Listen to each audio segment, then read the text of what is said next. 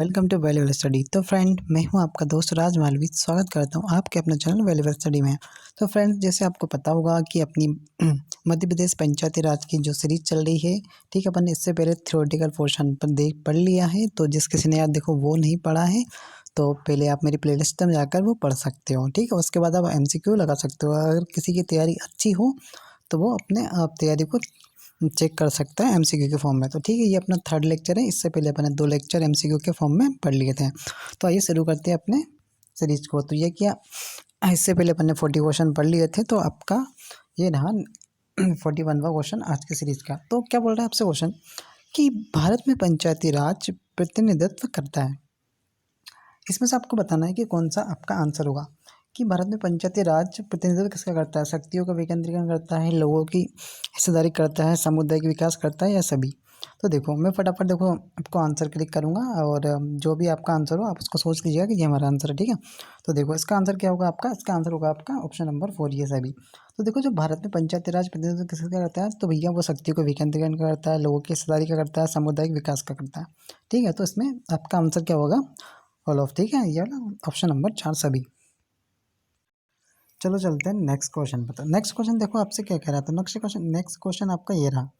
तो next question आपसे बोल रहा है कि सरकार की पंचायती राज प्रणाली की प्रमुख विशेषताएं क्या है। तो इसमें से आपको बताना है कि जो पंचायती राज है ना, इसकी प्रमुख विशेषताएं क्या क्या है, ठीक है। तो आपके सामने ऑप्शन ये रहे, तो जो भी आपका आंसर हो आप उसको क्लिक कर लीजिए कि ये हमारा आंसर है, ठीक है। उसके बाद मैं आपको आंसर बताता हूँ। तो देखो, भारत की पंचायती राज प्रणाली की प्रमुख विशेषता क्या क्या है। तो देखो, पहला ऑप्शन आएगा आपका कि इसमें सरकार की 3 श्रेणियाँ होती है।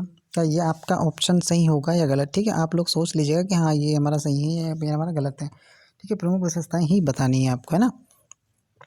तो चलो देखो, तो आपका पहला ऑप्शन क्या है कि इसमें सरकार की 3 श्रेणियां होती है, तो ये ऑप्शन आपका करेक्ट है। नेक्स्ट है आपका कि इसका लक्ष्य गाँवों को सामाजिक एवं आर्थिक न्याय प्रदान करना है। तो देखो, ये तो मूल उद्देश्य ही है पंचायतों का, है ना, लोकतांत्रिक विकेंद्रीकरण की वगैरह। अब जो कोई बोल रहा है यार डिटेल्स में इनको नहीं बता रहे, तो देखो अपन पढ़ चुके हैं थ्योरेटिकल क्लास में। अपन सब चेक करें कि हाँ हमें कितना याद हुआ है और हमें कितना अभी तक आता है, ठीक है। चलो नेक्स्ट है आपका कि 30 जिला परिषद में इसके सदस्य के रूप में कुछ सांसद होते हैं। तो ये ऑप्शन भी आपका करेक्ट होगा कि जिला परिषद में इसके सदस्य के रूप में कुछ सांसद होते हैं। तो आपका क्या होगा कि आपका ऑप्शन नंबर 4 सही होगा कि अब तक में से सभी सही हैं, ठीक है। चलो, तो देखो, पहले ही बोला था कि यार आप है ना, जैसे थ्योरेटिकल को क्लास नहीं पढ़ी ना, तो पहले यार वो पढ़ लीजिए। आप जब आप पढ़ लोगे ना तो आपको एकदम हलवा लगने लगेंगे सारे क्वेश्चन, एकदम फटाफट आप क्लिक कर जाओगे इनको। तो चलो, और जिस किसी ने यार चैनल को सब्सक्राइब नहीं करा हो तो वो चैनल को सब्सक्राइब जरूर कर लें, है ना। नेक्स्ट क्वेश्चन आपका क्या रहा। तो नेक्स्ट क्वेश्चन बोल रहा है आपसे कि भारतीय संविधान के निम्नलिखित अनुच्छेदों में से कौन सा अनुच्छेद राज्य की सरकारों को ग्राम पंचायतों का संगठन करने का निर्देश देता है। चलो, कहाँ है आपका क्वेश्चन, आपका क्वेश्चन यहाँ देखो, ग्राम पंचायतों का संगठन के बारे में कौन सा आर्टिकल बोलता है। सभी को पता होगा और मैंने कई बार बताया आपको। ये को आया होगा आपका आंसर, आपका ऑप्शन नंबर 2 होगा। अनुच्छेद 40 आपका ग्राम पंचायतों का संगठन करने का निर्देश देता है, ठीक है। चलो नेक्स्ट क्वेश्चन ये रहा आपके सामने, फटाफट करते हैं। चलो, आपका 44वां क्वेश्चन है कि मेयर का कार्यकाल कितने वर्ष का होता है। अब यहाँ तो कुछ लोग तो अटक जाएंगे कि यार मेयर क्या है, यार हमने तो पढ़ा ही नहीं मेयर का कार्यकाल। चलो देखो, कंफ्यूज होने की जरूरत नहीं है। देखो, जो मेयर का कार्यकाल होता है ना, वो आपका 5 साल का ही होता है। कितने साल का होता है, तो 5 साल का ही होता है। जो मेयर का कार्यकाल होता है कितने वर्ष का होता है, तो 5 वर्ष का होता है, ठीक है, आपका मेयर का कार्यकाल। हाँ, वो आपके पास जो आपका सरपंच होता है ना, उतने उतने ही टाइम इसका भी होता है। चलो नेक्स्ट है आपका 45 का क्वेश्चन कि पंचायती राज व्यवस्था में निम्न में से कौन सी समिति संबंधित नहीं है। आपको बताना है संबंधित है, नहीं बोल रहा क्वेश्चन कि संबंधित पंचायती राज व्यवस्था में निम्न में से कौन सी समिति संबंधित नहीं है बोल रहा है। क्या है कि संबंधित नहीं है, बताना आपको इनमें से कौन सी समिति ऐसी है जो पंचायती राज से संबंधित नहीं है। बस इसी सा क्वेश्चन है। तो क्या होगा आपका आंसर, आप इसका आंसर सोच लीजिए, फिर मैं आपको बताता हूँ। तो देखो, तो आपका अशोक मेहता समिति है, बिल्कुल अपन ने पढ़ा हुआ है कि अशोक मेहता समिति बिल्कुल पंचायती राज से संबंधित है, ठीक है। के आर वी राव समिति किसी ने के आर वी राव समिति पढ़ी है। अच्छा, संगठन समिति, चलो संगठन समिति को बताता हूँ। संगठन समिति भी आपकी पंचायती राज से संबंधित है और B.R. मेहता समिति भी आपकी संबंधित है, लेकिन के.आर. राव समिति आपकी पंचायती राज से संबंधित नहीं है, ठीक है। और के आर वी राव समिति आपने पढ़ी भी नहीं होगी, ठीक है। चलो नेक्स्ट है आपका कि भारत में पंचायती राज व्यवस्था सर्वप्रथम राजस्थान और में प्रारंभ की गई थी। चलो ये तो यार देखो इजी सा क्वेश्चन हो गया, आप तो बता ही सकते हो इसका आंसर क्या होगा कि भारत में पंचायती राज व्यवस्था सर्वप्रथम राजस्थान और मतलब बताना है कि राजस्थान के साथ साथ और कौन सा ऐसा राज्य था जिसने पंचायती राज को लागू किया था। तो देखो आपका जो राजस्थान में हुआ था आपका 2 अक्टूबर 1959 को हो गया था, ठीक है। और इसी के जस्ट मतलब 11 तारीख को 11 अक्टूबर 1959 को कहाँ पर लागू कर दी गई थी पंचायती राज को, तो आपका आंध्र प्रदेश में, ठीक है। कहाँ पर कर दिया था? आंध्र प्रदेश में। शायद किसी वीडियो में मैं उत्तर प्रदेश शायद बता दिया था, तो उसको यार करेक्ट कर लेना, वो थोड़ा निकल जाता है, ये बड़ा कन्फ्यूजन वाला होता है उत्तर प्रदेश और अपना आंध्र प्रदेश, है ना।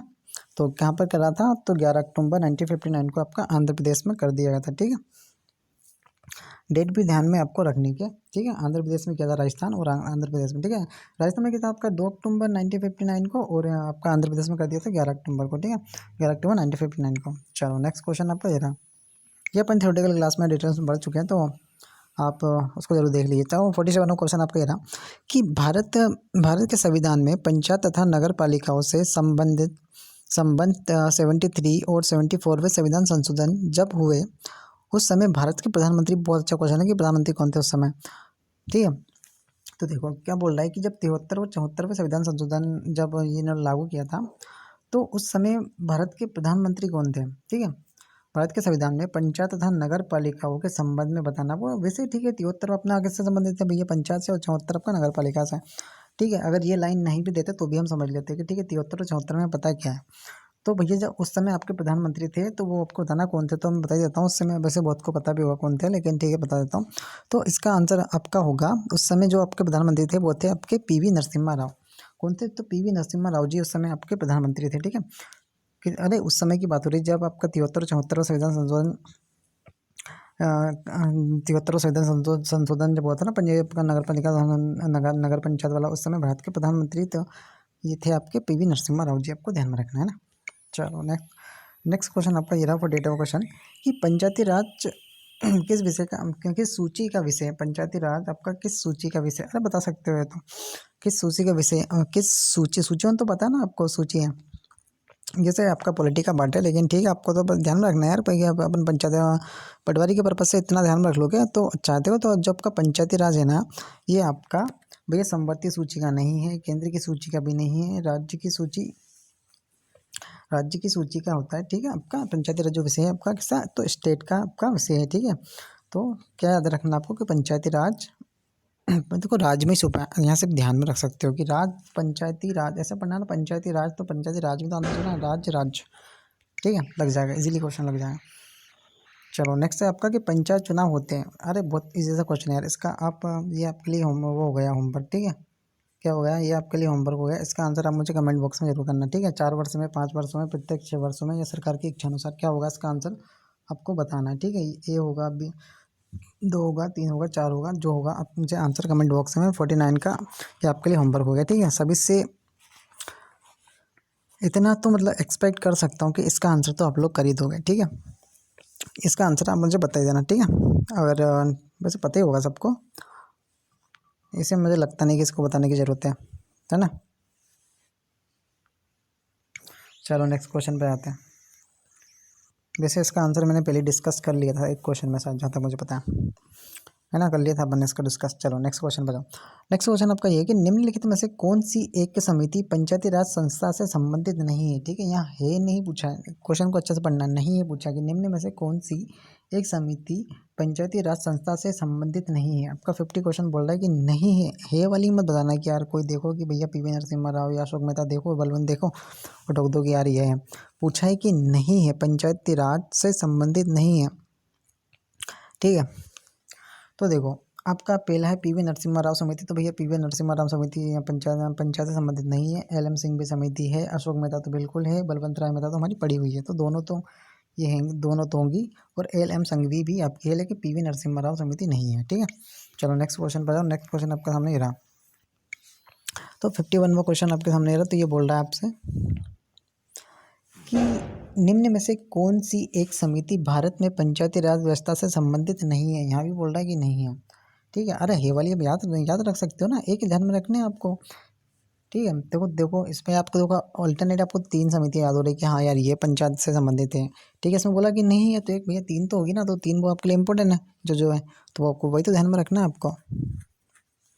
पहली है आपकी दिनेश गोस्वामी, तो भैया यही नहीं है यार, दिनेश गोस्वामी पढ़ेगा आपने, एलन सिंह भी अभी पढ़ी, सादिक अली समिति भी है, अशोक मेहता समिति तो आई। ठीक है, कौन सी नहीं है, तो दिनेश गोस्वामी समिति नहीं है। चलो नेक्स्ट क्वेश्चन पे जाओ। नेक्स्ट क्वेश्चन है कि हमारे संविधान के किस भाग में पेन चौपालों में पंचायत बनने की परिकल्पना की गई है? चलो इसका आंसर क्या होगा जल्दी बता दो यार, इजीली लगा सकते हो, देखो कुछ भी समझ में नहीं आया तो बहुत इजीली लगा सकते हो।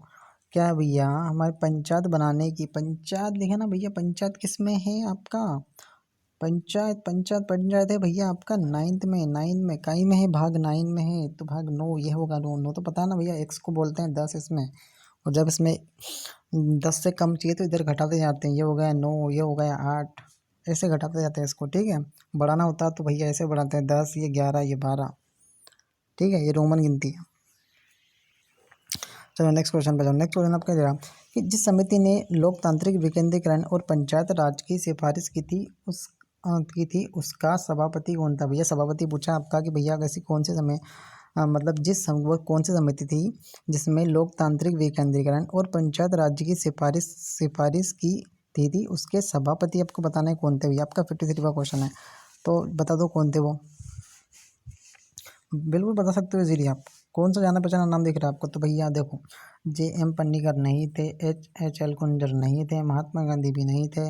महात्मा गांधी से रिलेटेड बस आर्टिकल 40 था। ठीक है, आए तो फिर यहाँ ध्यान में रखना आर्टिकल 40 था, तो आपका आंसर होगा बलवंत राय मेहता था। ठीक है, तो बलवंत राय मेहता समिति ने लोकतांत्रिक विकेंद्रीकरण और पंचायती राज की सिफारिश की थी, तो इसके सभापति कौन थे? तो बलवंत राय मेहता थे। ठीक है, ध्यान में रखना 53 क्वेश्चन।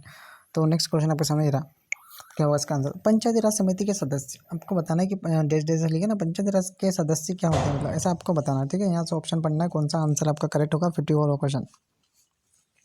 तो देखो, खंड विकास अधिकारी द्वारा मनोनीत किए जाते हैं भैया, नहीं किए जाते हैं। जिला पंचायत अध्यक्ष द्वारा मनोनीत किए जाते हैं भैया, जिला पंचायत अध्यक्ष द्वारा मनोनीत नहीं किए जाते। प्रत्यक्ष रूप से जनता द्वारा चुने जाते हैं, बिल्कुल प्रत्यक्ष रूप से जनता द्वारा। अरे वोट देने जाते हो नहीं जाते हो? जाते हो ना, सरपंच साहब चुनते हो आप लोग 5 साल के लिए।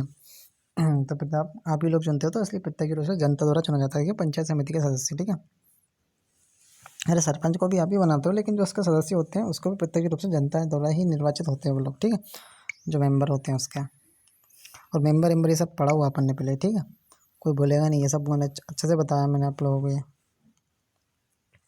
तो नेक्स्ट क्वेश्चन देखो, आपको चूज़ करना है इसमें से, ये देखना है कि कौन कौन सा होगा, और यहाँ पे आपको दिया है, यहाँ से आपको चूज़ करना है क्या होगा आंसर। ठीक है, 1 और 2, 2 और 3, कौन कौन सा आपका सही है।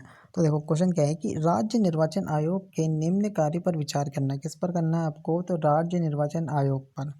क्या है? राज्य निर्वाचन आयोग के निम्न कार्य पर विचार करना है आपको, और नीचे दिए गए, ये कूट होगा, कोट नहीं होगा। ठीक है, नीचे दिए गए कूट का प्रयोग करते हुए सही उत्तर का चयन करो। तो पहला आपका ये रहा, तो क्या है कि राज्य की पंचायतों एवं नगर पालिकाओं के चुनाव के लिए मतदाता सूचियों को तैयार करता है। क्या ये आपका आंसर सही होगा? नेक्स्ट देखो, 2 नंबर यहाँ दिया। ठीक है, कि राज्य की पंचायत एवं नगर पालिकाओं के लिए निर्वाचन करवाता है। थर्ड है आपका कि राज्यपाल के निर्देशकों के अनुसार पंचायत एवं नगर पालिकाओं के अतिरिक्त अन्य निकायों के लिए निर्वाचन करवाता है। चौथा है आपका कि भारत के निर्वाचन आयोग द्वारा सौंपी गई मतदाता सूची को तैयार करने एवं निर्वाचन करवाने का कार्य करता है। थोड़ा बड़ा सा क्वेश्चन है, आप वीडियो पॉज करके भी आराम से सोच सकते हो और आपका आंसर लगा सकते हो। थोड़ा सा बड़ा क्वेश्चन है, लेकिन इजीली आप इसका आंसर लगा सकते हो। ठीक है, तो होप सो आपने आपका आंसर सोच लिया होगा। और तो मैं अब इसका करेक्ट आंसर को बता देता हूँ। इसका आंसर क्या होगा देखो, तो देखो आपको राज्य निर्वाचन आयोग पर आपने फोकस करा कि भैया राज्य निर्वाचन आयोग की बात हो रही है, और ठीक है उसके कार्यों की बात हो रही है कि क्या क्या कार्य है उसके। तो देखो राज्य निर्वाचन आयोग के जो कार्य हैं वो है कि राज्य की पंचायतों एवं नगर पालिकाओं के चुनाव के लिए मतदाता सूची तैयार करता है। तो ये आपका ऑप्शन करेक्ट है कि भैया राज्य निर्वाचन आयोग मतदाता सूचियाँ तैयार करवाएगा। ठीक है, किसकी? पंचायत एवं नगर पालिकाओं के चुनाव की। ठीक है, तो पहला आपका करेक्ट है। दूसरा आपका कि राज्य की पंचायत एवं नगर पालिकाओं के लिए निर्वाचन करवाता है, तो भैया बिल्कुल करवाएगा ये। ठीक है, तो आपका ऑप्शन नंबर 2 भी आपका करेक्ट होगा। तो आपका आंसर होगा यहाँ पे क्या? 1 और 2। ठीक है, बाकी आपकी ऑप्शन गलत है। ठीक है, तो क्या होगा आपका आंसर? 1 और 2। चलो नेक्स्ट क्वेश्चन पे जाऊँ। नेक्स्ट क्वेश्चन है आपका कि भारत में पंचायती राज व्यवस्था वास्तुनिकीकरण किससे कहा जाता है, आपको बताना कि भारत में जो पंचायती राज है ना, पंचायती राज व्यवस्था का वास्तुनिकार, ये ठीक है, का वास्तुनिक के साथ जुड़ गया, ठीक है, ये का वास्तुनिकार बताना है आपको कि किसको कहा जाता है। बिल्कुल इजी क्वेश्चन है, आराम से लगा सकते हो, इतना कोई हार्ड क्वेश्चन नहीं है, ठीक है। कि भारत में पंचायती राज व्यवस्था का वास्तुनिकार, इससे आप शिल्पी भी कहते हैं वास्तुनिकार को, कि शिल्पी किसे कहा जाता है या वास्तुनिकार किसे कहा जाता है। तो देखो B.R. मेहता जी को ही भारत में पंचायती राज व्यवस्था का वास्तुनिकार कहा जाता है, ठीक, किसको ध्यान में रखना, B.R. मेहता को कहते हैं। चलो नेक्स्ट क्वेश्चन पे जाओ। नेक्स्ट क्वेश्चन अपन ज़्यादा क्वेश्चन नहीं रही है, ठीक है, 20 सीरीज ही रखी हुई है, 20 क्वेश्चन ही अपन करते हैं, ठीक है। इसके 2 लेक्चर अपन और लेके आएंगे, उसके बाद में सिर्फ वापस अपन फिर उसके बाद अपन ग्रामीण अर्थव्यवस्था को अच्छे डिटेल्स में पढ़ने वाले हैं, ठीक है। तो चलो ये क्वेश्चन तो बहुत ईजी है, क्वेश्चन लगा सकते हो कि भारतीय संविधान की 11वीं अनुसूची, कौन सी अनुसूची भैया, 11वीं अनुसूची में पंचायत के लिए कुल कितने विषय निर्धारित किए गए हैं, ठीक है, कितने विषय निर्धारित किए गए हैं, तो भैया 29 विषय किए हैं, इजी सा क्वेश्चन था, ठीक है, 29 किए हैं, ठीक है, कितने 29। चलो नेक्स्ट क्वेश्चन पे जाओ। ये थोड़ा अच्छे लेवल का क्वेश्चन आना, ये वाले जो आ रहे हैं ना कोड में एकदम चूज करने वाला, 4-5 चीज़ें कवर होती है आपके इसमें, है ना।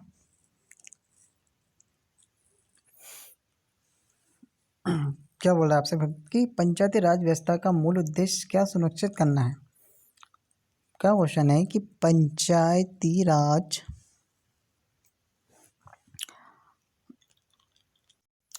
ठीक है, चलो क्या है तो देखो बताना आपको कि पंचायती राज का मूल उद्देश्य क्या क्या है। तो देखो आपको यहाँ से चूज करना है क्या आपका आंसर होगा।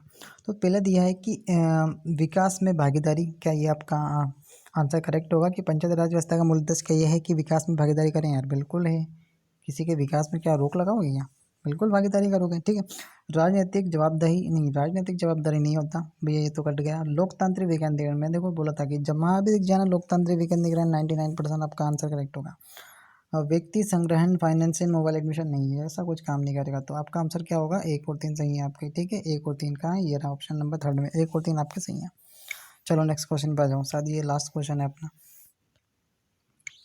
तो क्या है आपका लास्ट क्वेश्चन कि संविधान के अंतर्गत पंचायत में महिलाओं के लिए 1/3 प्रतिनिधित्व की गारंटी कौन सा अनुच्छेद देता है, कौन सा अनुच्छेद देता है भैया, महिलाओं को जो 1/3% आरक्षण है ना, उसके बारे में बताना कि कौन सा आर्टिकल का था देते हैं। अब ये आर्टिकल तो अपन ने पढ़े हुए हैं यार, तो इजीली आप तो बता सकते हो, यार जिसने पढ़ा होगा वो, उसके लिए तो फिर कोई हार्ड टास्क नहीं है, ठीक है। चलो मैं बता देता हूँ, वीडियो ज़्यादा लंबी नहीं करते। तो आपका अनुच्छेद 243 का जो कहा है ना वो उसमें ये वर्णित है कि जो भी महिला होंगी ना उनको 1/3% आरक्षण दिया जाएगा, ठीक है।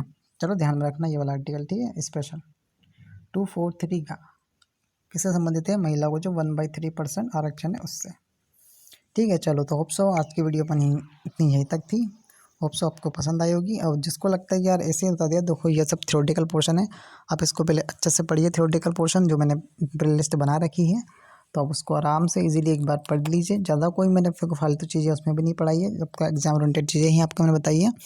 आप एक बार पढ़िए, आपको यकीनन बहुत आपके लिए हेल्पफुल होगी। और किसी टॉपिक पे आपको वीडियो चाहिए तो आप मुझे कमेंट बॉक्स में बता सकते हो, मैं उसके ऊपर वीडियो लेके आऊँगा, ठीक है। तो इसके 1-2 पार्ट अपन और लेके आएंगे, उसके बाद सीधे अपन ग्रामीण अर्थव्यवस्था पर आ जाएंगे, वो भी मैं बहुत शॉर्ट नोट के साथ आपको पढ़ाऊँगा, एकदम पॉइंट टू पॉइंट और एग्ज़ाम ओरिएंटेड ही। और तो यहाँ तक अगर आपने वीडियो देख रहे हो तो चैनल को सब्सक्राइब करना ना भूलें।